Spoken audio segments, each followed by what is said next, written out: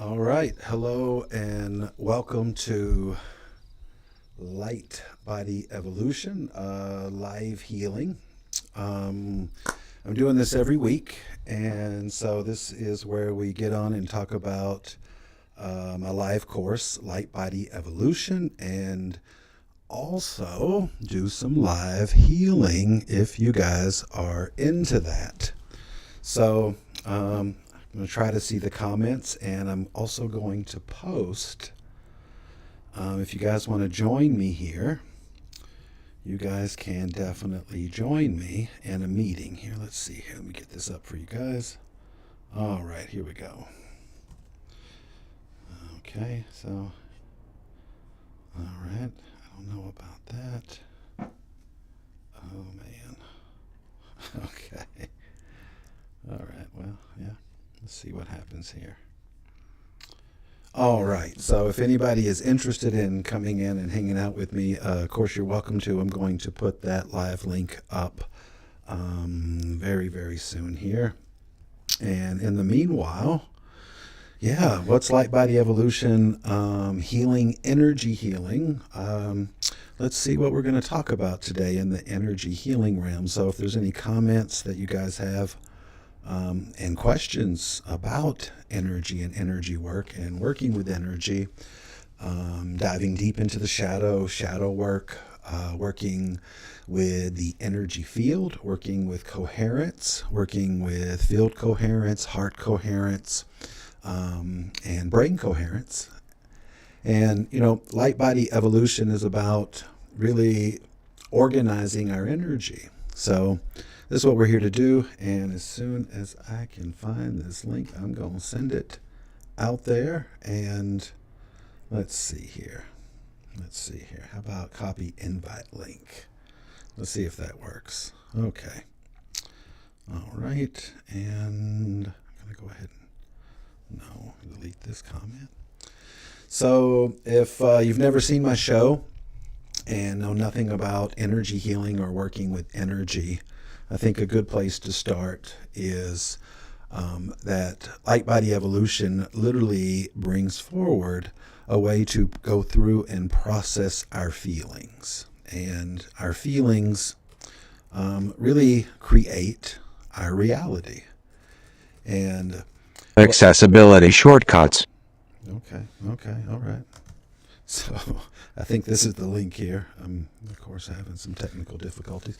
But the link is up, and I see hello from some people out there. So hello. And so today, Light Body Evolution. Let's just have a little talk about energy work. So receiving is an interesting reality, isn't it? And our ability to hold on to receiving is, in my opinion, definitely one of the hardest things that I see my clients and people struggling with. Is their biggest question: what am I going to do? What am I supposed to do? What am I meant to be doing? And the dialogue, that inner voice inside of you, really loves this. It really loves this doing equating to everything in your reality. And, why do we adopt that we must do to be? Why do, when we figure out that our doing didn't lead to being, it only led to shutting down from receiving, do we not realize there is another alternative? And the dialogue is so strong that the ancient warriors looked at it as their only enemy. And they looked at it as literally the enemy that they would face the rest of their lives. And I've had people ask me, does the dialogue change? And I have to confess that it does not. That sometimes it even gets worse, but how I listen to it, how I listen to that story inside really, really changes. And there's some telltale signs of the story in your life. The story wants you to become a situation. It wants you to live in the pain of, let's just be really clear here, the pain of rejection. It wants you to live in the pain of judgment, in the pain of control and betrayal, It wants you to base everything on your fears. It wants you to feel abandoned at every turn. It wants you to play the victim. It wants you to be the entitled asshole too. So the dialogue seeks everything outside of you. And in this seeking outside of you, what is lost? And that's a question. What is really lost when we seek it outside of ourselves? So that's kind of where I'm at today. And I think the dialogue should be addressed more and more because it's not our friend. And there's not a lot of therapies that face the dialogue. But recognizing the story leads to us dissolving the personal history and the personalization of our experience in seeking the purpose and in seeking what we truly want to receive, and also asking the question, why do we have to do things to receive? I call this blackmail in the dialogue when it says that this and this must happen for you to receive this. And if it doesn't sound like blackmail to you guys, go ahead and let me know here. But, the mind and the dialogue literally want to get in the way of our ability to receive. And the mind is extremely electric, but your feelings, which are sound, by the way, you guys, and they follow the rules of physics to a T, and that's been portrayed in your life in many ways through the law of sympathetic vibration. You may call it synchronicities. You may call it, in a bad way, I love when I have people come in and say, I want to date a different person. And I say, well, what do you mean? And they say, I date the same person with the same problems, just a different name. And in that, of course, like does attract like. And in that case, I would say not facing our betrayal issues may lead to attracting people that also didn't face their betrayal issues. So we see that repetitiveness in relationships over and over again. And I think let's just make it simple for those of you watching this now and whenever. Nature and the universe does not give to receive, it receives to share. And I don't really think that even as adults we understand what sharing is. But I kind of want to define it here a little bit more, that when we have shared energy, it's mutual. And there's mutual benefit. And I think that as adults we can recognize when there is mutual benefit and when there's not. And notice the mind loves to get in the way of explaining away why there's not mutual benefit when there isn't. So there's a big difference in giving our energy away and sharing who we are. And I think fulfillment is the thing that really ties it all together for us. Because to be fulfilled literally has to do with your inner awareness of yourself and what you truly care about in life, and the foundation of care, security, and love that you build inside of you that attracts trust, that attracts someone that also knows what they care about. And that becomes the foundation to be fulfilled in real time. And fulfillment in real time is like this beautiful thing of living from no regrets. And the warrior path is this path of living from no regrets. And, some people may say, well, I can live from no regrets and just not regret anything. But going through life, of course, we always come back to the regret. And this is where the dialogue decides and tells you that the way it happened, it could have been different or should have been different. But in the reality is, it is exactly as it is. No matter what we think should have been or could have been, it is always exactly what is. And notice how, as humans, we decide that not accepting what is a way to deal with big problems. And it's innate inside of us. And I often share this with clients, is that Feeling stuck is not a universal principle in the universe. There is no such thing as stuck in the universe. Literally, in the universe, energy increases and energy decreases. This is the increase and decrease of the universe, the tension and the resolution of all things. But when we feel stuck, we are literally rejecting and resisting what is in the moment for a different version that we've created for ourselves. And notice how it doesn't really matter if that version is true or not. And it doesn't really matter if that version supports you as a person or not either. Because your dialogue only is seeking charge. And I think maybe I went a roundabout way today to talk about charge and how the dialogue uses charge and how the law of sympathetic vibration now attracts that into your reality. So, charge. What is charge? For this reality, I'm going to define charge as two types of charges, a positive charge and a negative charge. And the negative charge is when you protect yourself and defend yourself. Okay? And a positive charge is when you feel depleted or deplete yourself in the situation by giving your energy away.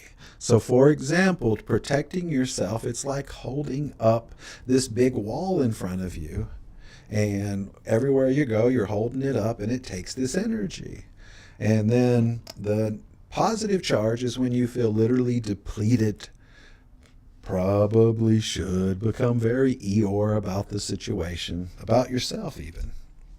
So what does the dialogue do with this charge? So let's look at it for a moment and explore where we can really go here. And if anybody wants to join me and have this conversation or do some healing, you guys, I'm here to do some healing, and I'll probably do some on myself if you guys don't show up, because I'm kind of like that.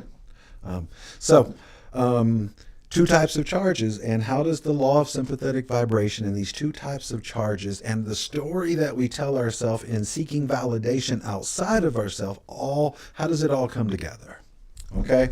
So, I think projection is a very good place for us to start today, because notice when you project the outcome to something, you kind of have to lie to yourself and tell yourself you got it more than you actually did. Have you noticed that?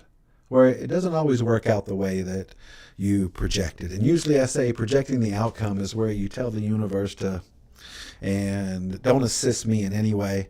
I have it all figured out, and please meet my level of expectation with the highest level of disappointment that I can experience in real time.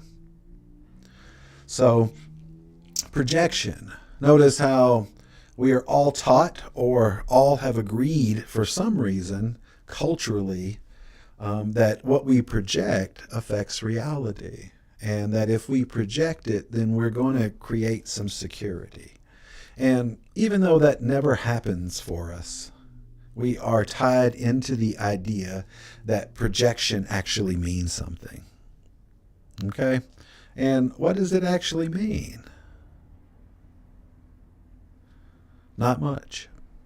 It's like a movie screen, and you can watch it all you want to, but does the universe hear it? I'm pretty sure it doesn't, because the universe hears how you feel. And that's why when you're around people, around certain people, around conflict, you have a feeling. And that feeling is the sound that is propagated through your reality. Now, that sound and that feeling could literally, lead to you protecting and defending yourself.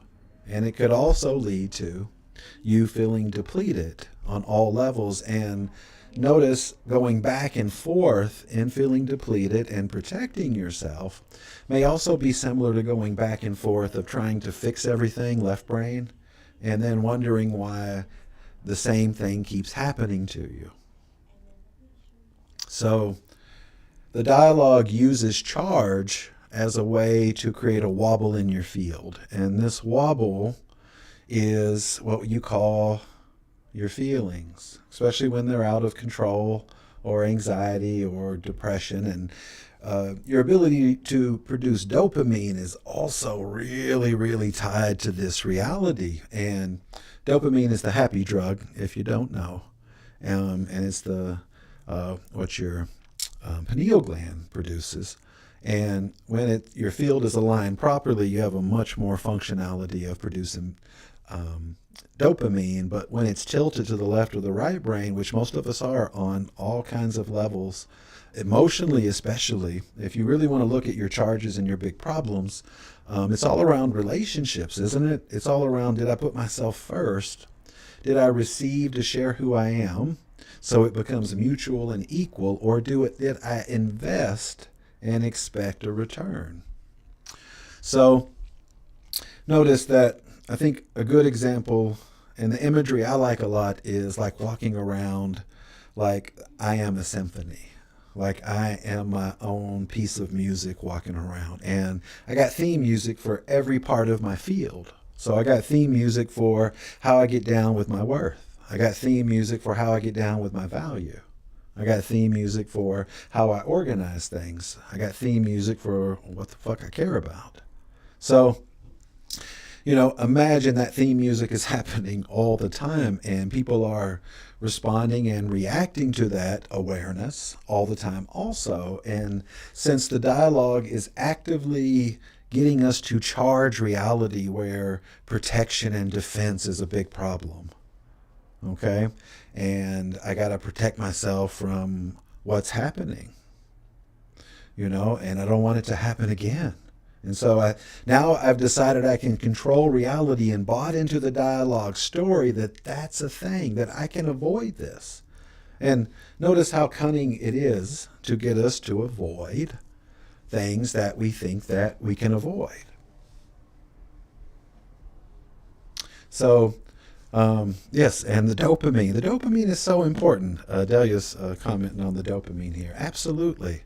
I was thinking about it in a class we did, a smaller group class recently, and we were looking at the energy system. So we're looking at the root and the heart. So, for example, if you don't feel safe, relating can be really difficult, and this can wobble your field big time. Relationships can have a huge impact on your field and create anxiety, can create that fight or flight response. And notice that feeling safe and secure in yourself opens you to relate easier. And so this is a major factor of the misalignment of our field, just between the first and the fourth code here, and what we call your root and your heart chakra, of course. If we look at your sacral and how you process your value and your feelings and how now you express yourself, this is also a major source of contention. And you hurt my feelings. Okay? Do we not know that whole thing, getting hurt in your feelings? Okay? And then not being able to express yourself and the lump in your throat. And then our mind, our mental body, and that third code here is opposite our perception. And this is where the dialogue really uses the mind against us to create a perception that doesn't leave us receiving what we want, but does exactly what the dialogue wants it to do, to attract charge, to feed the story of self-importance. And, nobody's not guilty of the self-important reality. We're all here facing our self-importance, and that is the path of humility, the path of shamanism, the path of knowing the self. So there is a link here, and if you want to join me and do some live healing, you got to be brave to do that, of course. You can follow the link and come on the show, of course. But otherwise, I will keep running my mouth. And so we're talking about the dialogue. We're talking about what it uses to create this story that now must become your identity, and this is who you are now. It's insane, isn't it? That it can take one situation and tell you that it should have been different and create so much upheaval and problems in your life because of not being able to accept, number one, what is. And sometimes, as we all know, accepting what is not easy. And so, yeah. So it looks like Jeannie's coming on here. And let's see here. Oh, declined to be promoted to panelist. So she may not want to be seen here. Um, oh, I see a hi there.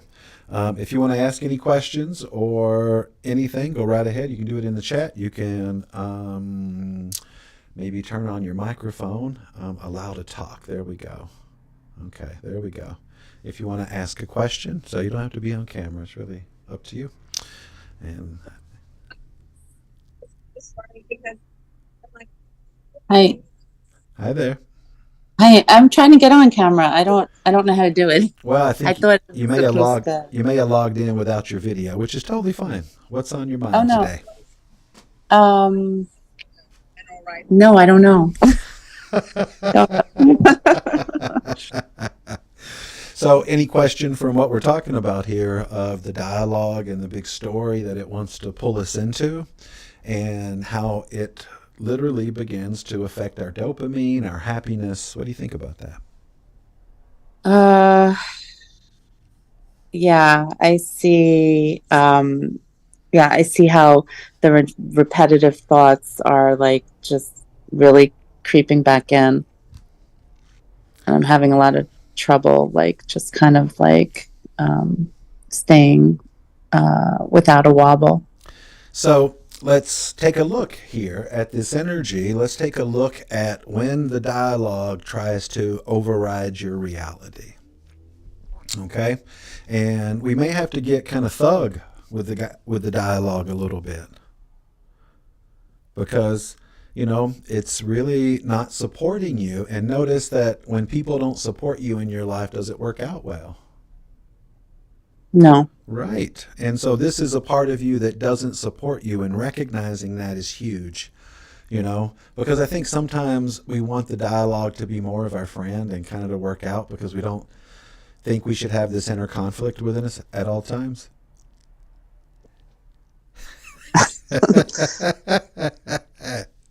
So let's code it. Let's see what your dialogue's doing, and see if we can't collapse it. So let's focus our intent here for the dialogue's big secret, the thing that it's holding against you the most, the thing that it uses against you to bring you back out of that awareness of receiving. Two numbers, 1 through 12. 3 and 6. So there's a belief system, and this is in the solar plexus, you guys, a mental program that is creating self-doubt. And would you describe what your dialogue's been doing as self-doubt? Yes. And so let's take a look at the belief system. So in the work here, when we get a belief system, we really want to dive into it, because in the warrior tradition, we don't do belief systems. We'd rather know. Believing in something creates separation. And in this, notice we talked about before the solar plexus and the brow. These are opposite chakras, opposite energy centers. And think about what you think about is relative to what you perceive. But notice that you can perceive things that aren't real and then live in the emotions of those non-realities. Does that make sense to you? Yes. It's kind of like the mind can make up shit. And that's what it does, right? So two numbers, 1 through 16 for this mental program. Let's get real clear here of what this mental program is, this belief system. 1 through what? 1 through 12. We're looking at your Okay. whole field, and I'm 1 having and 6, 1 and because I was hearing 16. Okay, cool. So 1 and 6, this says that seeking your worth outside of yourself leads to feeling like everything is chaotic. That's exactly how I'm feeling. Right. So the code is usually like this, you guys. It's straight to the point. This is what we do in Light Body Evolution. We like to get straight to the point, because if who you're working with can identify with the verbiage and the feeling, now we're in the story of it. So let's dive a little bit deeper. And what I would say is that fear of not having security and all of that really rushing in with that first code, leads to the mind telling you that everything is completely out of whack. And that's that chaos. So we have the story, right? And would you say that the story is trying to literally tell you to make decisions and do things out of this fear?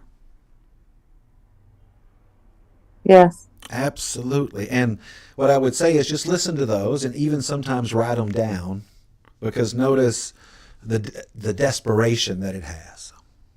Yeah, I haven't been writing anything down. Like, I need to start writing things down in general.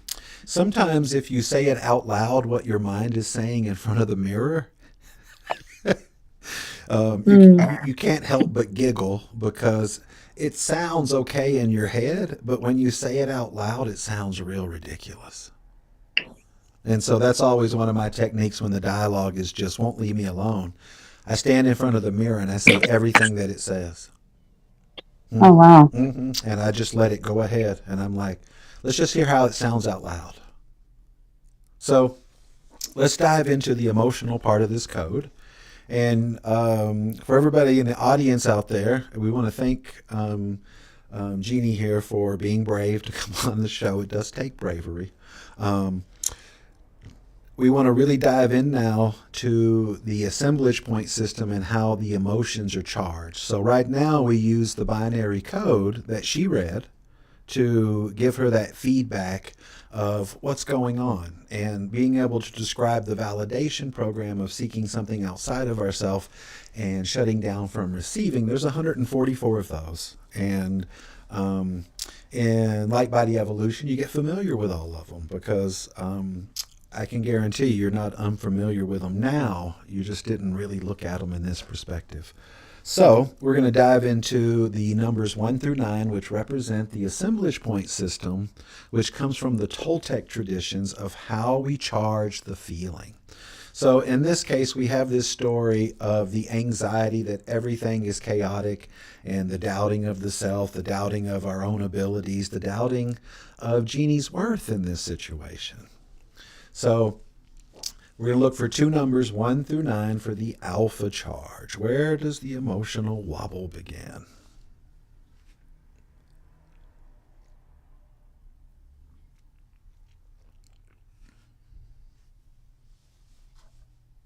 And we're going to ask Jeannie for that number, 1 through 9. Oh, sorry. I'm mute. Not 9 and 3. So in that, being wanting to be liberated from control and concern. So concern's a big thing here. And notice how the mind loves to tell us that we didn't do enough, or it's not going to be enough. And in this one, that's really big with that worth and security in that first code. So we got the emotional charge. Go ahead. Worth and security in that first code.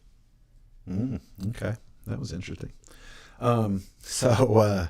So yeah, let's take a look now at the omega charge is where the charge pattern ends.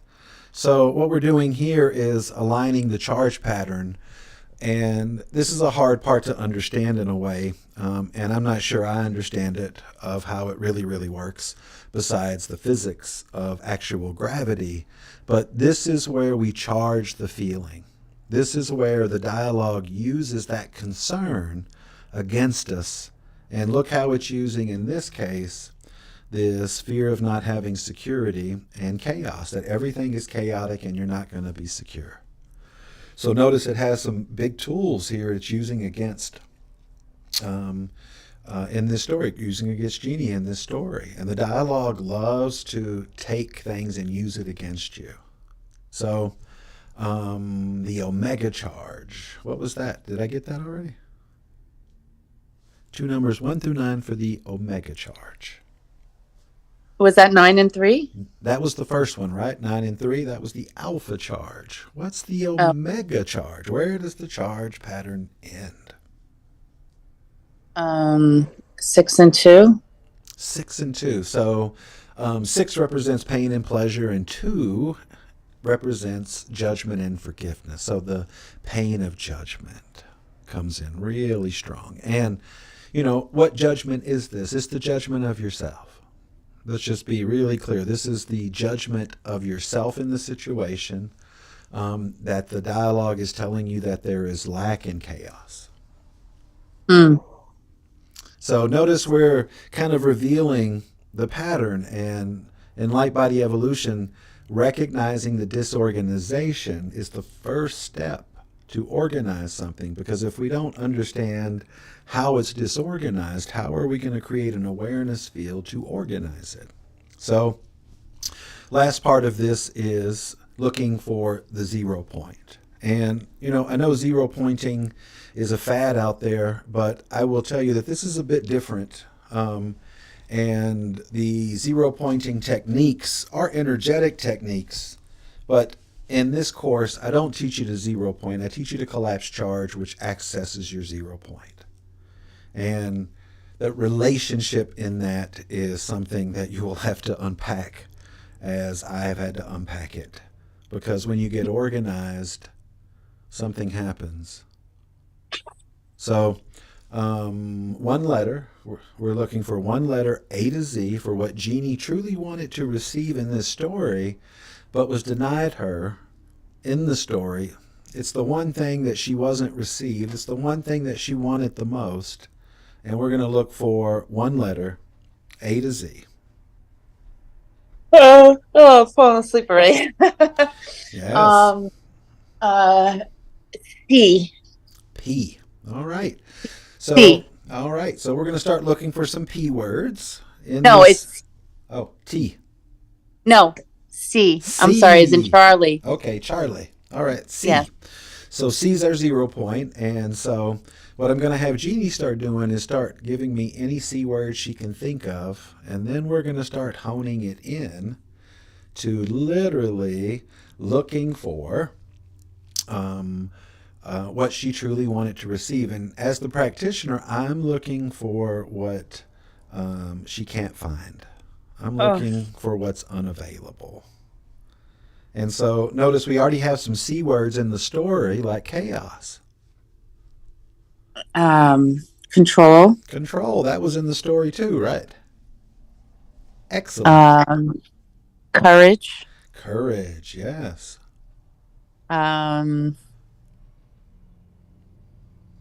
Consuming. Mm-hmm. Consume. Cooperation. Ooh, nice. Cooperation. Mm-hmm.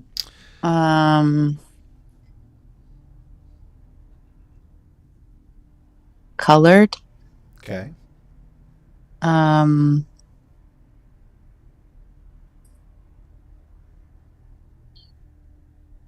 control. And is it going blank now? A little bit. Good. That's what we want. See, the dialogue uses certain charges against us, but once we find what's hidden, it can't use it against us anymore. And there's a C word, that's a more scientific word, and it means when things are organized. And it's kind of the antithesis of chaos. But you may not know this word. I'm going to bring it up later because I think it really fits. But I don't want to give it away yet. So let's really hone in some C words. What's a C word for putting yourself first? For what's important to you? I don't know. I know. And the reason why she doesn't know right now is because the dialogue doesn't want us to find this one thing that it's holding from us. And in this story, this anxiety about chaos and security, notice that we started this in this whole thing that if I feel safe, then I can relate easier. Right? And so, if it's about relating in security, right, then what's our C word that's connected to the heart?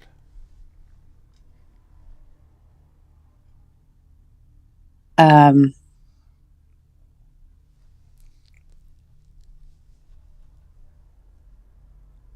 don't know.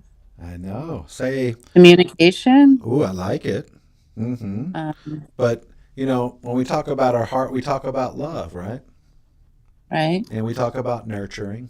What's the C Right. word for nurturing?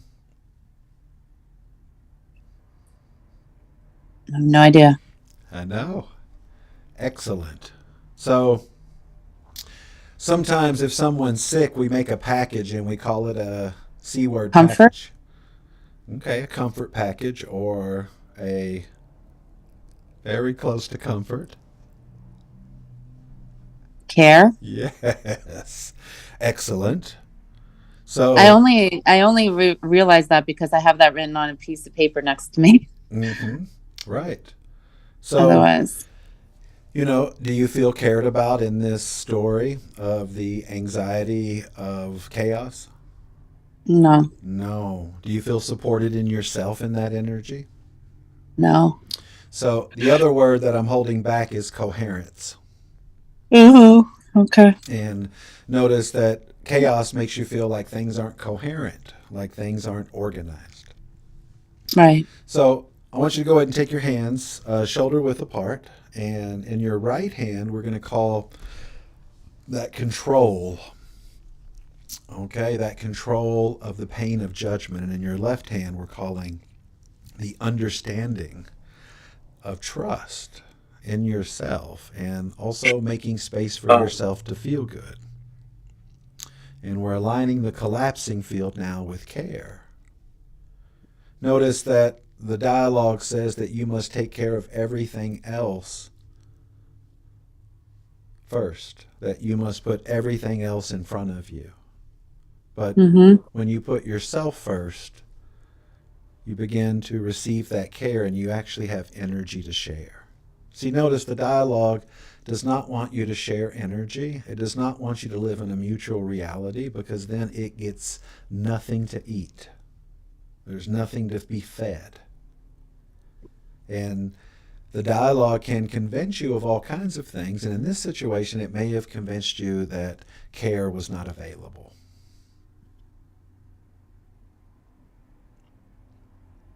And so they can't see you, but let us know when your hands come all the way together or if you're having any Yeah. problems. I wish I didn't press that video thing. I sorry. No problem. No problem. There we go.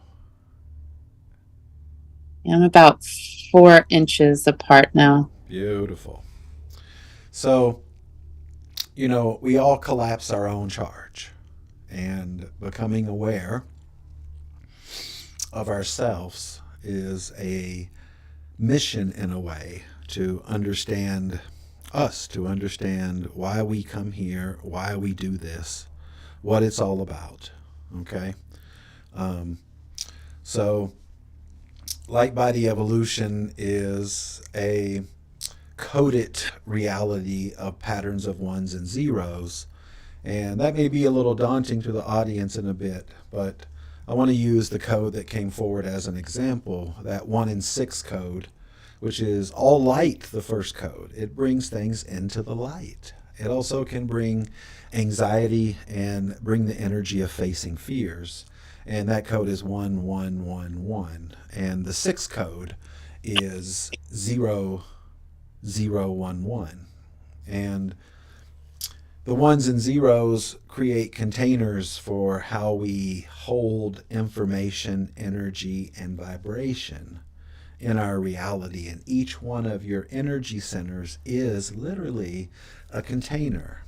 And I like the image of going to the medicine wheel and imagining that this medicine wheel is made up of all the containers in your field. And my question to everybody is, are your containers filled? Are they ready to overflow? Do we even focus on filling our containers? And I think that that's what, as we move into this Pluto and Aquarius energy, as we move closer to the age of Aquarius, which happens in 2147, it's a little down the road, but don't worry, ages bleed over into each other, that we are going to step into what we know about ourselves. And this one was beautiful because her heart and what she cared about and coming back into that heart and what she knew is what we're really collapsing, because Notice the dialogue can push away your care by creating concern, anxiety, and the perception of chaos. And it can happen really easy, really, really easy. It happens to all of us. You know, working out the outcome is stressful, and that's why it doesn't really do what it promises, and nor can it. And so let's check in and see if our hands are together now. Yes. Yes, and how do you feel? Um, Good. And what is your mind doing right now? Um, Trying to reach for some stories. Anything, right? Yeah. Yeah, it's hard to reach for them when, it's floating out in the abyss of your silence. Hmm. So, one big part of light body evolution is when we collapse the story. And let's ask Jeannie straight up, do you feel the anxiety and chaos that you felt before we collapsed this at all? Yes or no? Not at the moment. Excellent. So, two numbers 1 through 12 for what you're ready to receive and share now in place of that energy related to what you care about. 7 and 8. All right, dopamine. Here we go. So, imagine breathing in white in the top of your crown. This is you receiving your connection and sharing 8, which is your best. And it says that receiving your connection and passion, built on what you care about, by the way, leads to literally showing up and doing your best. And this is the question I would like you to write down at the end of every day. Did I do my best today? Did I show up and do my best? And if I did, then there's nothing my dialogue can regret. If I didn't, maybe I'm going to work on it and continue to do my best. So this is that doing your best comes from receiving your connection. And it's kind of, this one is really, it's white and silver would be the color. So Jeannie, I'm going to have you breathe in white at the top of your head and exhale silver in your field. Receiving your connection, receiving your passion, receiving your fulfillment based on what you care about right now leads to sharing that your best is all that you got. And if you show up and do your best, it's all going to work out. Notice it's already worked out in that way already. I love how the mind tries to tell us that if we don't do certain things, then everything is going to fall apart. And I think the real reality is if we don't put ourselves first, everything does fall apart.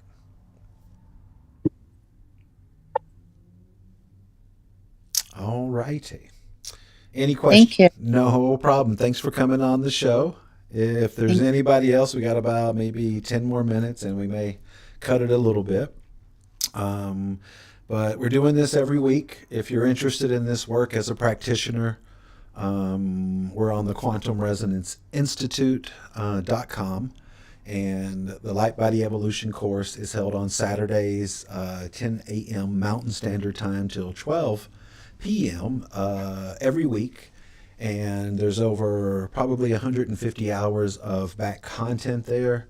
Also, you guys are seeing some of my shorts here, usually, up to 12 minutes of some openings of some classes that we've done in the past. I got some more of those coming out for you guys if you enjoyed them. I think the last one was the binary generator, and I got a lot of people really love that one. It's just different perspective. I think a friend called me and said he really understood the harmonics of sound and the fractals of light and how it just goes infinitely. And he was like, "Whoa."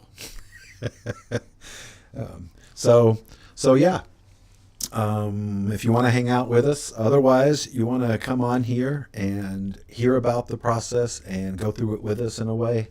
Absolutely. This process developed from my healing practice over the last 20 years and also bringing physics to energy healing. I had a client levitate in my office and I really wanted to understand what happened. And what I know now is that we have the ability to create our own gravity when we get organized.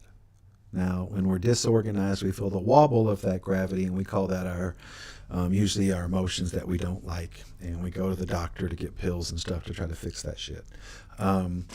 But creating your own gravity and your own presence is literally about getting organized and fractalized. And what is fractal? It's literally the universe's organization reality. It's literally how it organizes music, how it organizes light, how it organizes everything. And, you know, we're such a integral part of our environment and our reality. We're not separate from it. We are part of it. We are completely part of it. And we are fractal beings. And what this truly means is that we are infinite beings living a finite experience. But within us, it never dies. And death is only a transition. And there are many deaths in the transition of the shamanic world. The death of your self-importance being one of the major ones. Because when your self-importance takes a death, your dialogue can't use pity against you anymore. And it's great at using pity against you. And pity is not compassion. It never will be. And anybody that thinks it does, you can come on here and argue me with that shit all day if you want. But pity's pity. And compassion is compassion. So to live from no pity is to live in the shamanic reality in your own humility. And imagine if you didn't take pity on yourself and the energy that would be available for you now to utilize in the world and make your own gravity. For example, imagine making your own gravity of your success, making the own gravity of your relationships, making the gravity of your fulfillment.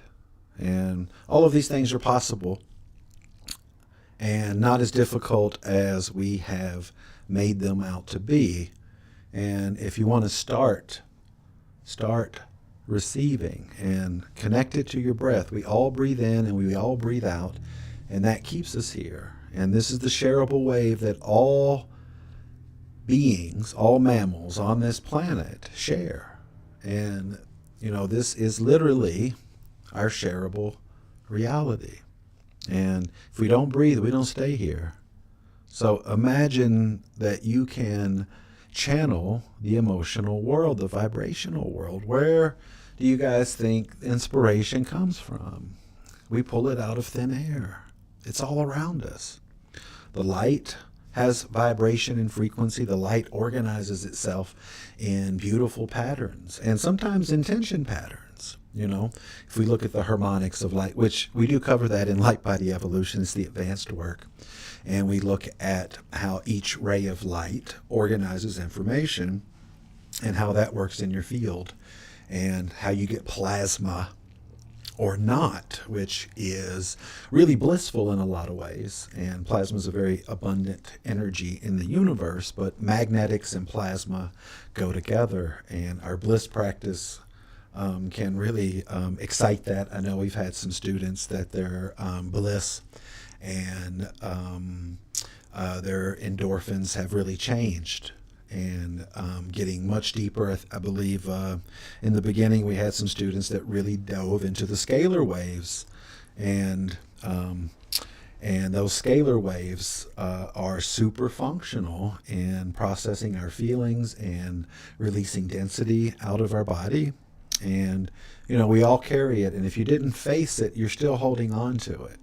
Okay, if you didn't go through the feeling, and for example, if you didn't go through feeling devalued and you continue to attract devaluing in your life, think about facing that energy of devaluing when you were devalued and what hasn't been allowed to be received every time the story of being devalued comes up. This is one of the biggest ones, you guys. This is one of the biggest ones for all of us, because value creates a foundation to have care, and then it creates a ability to shift your perception, which is one of the hardest things to do.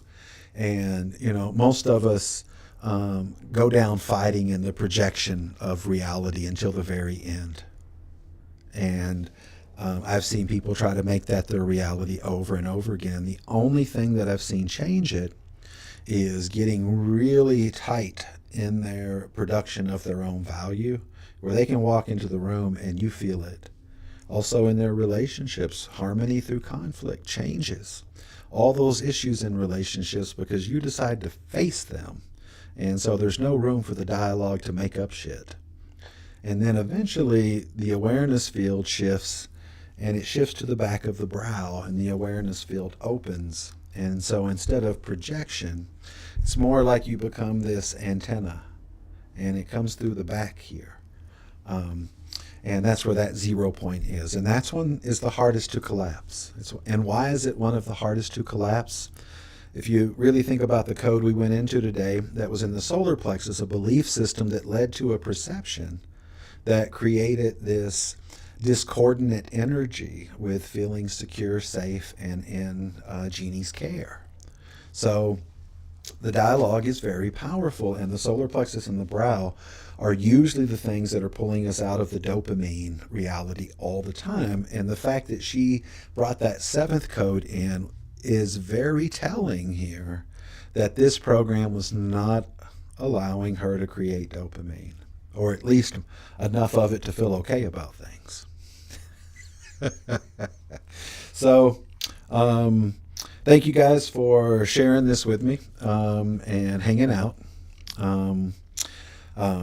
Absolutely, we're all related, and vibrationally, we're all connected.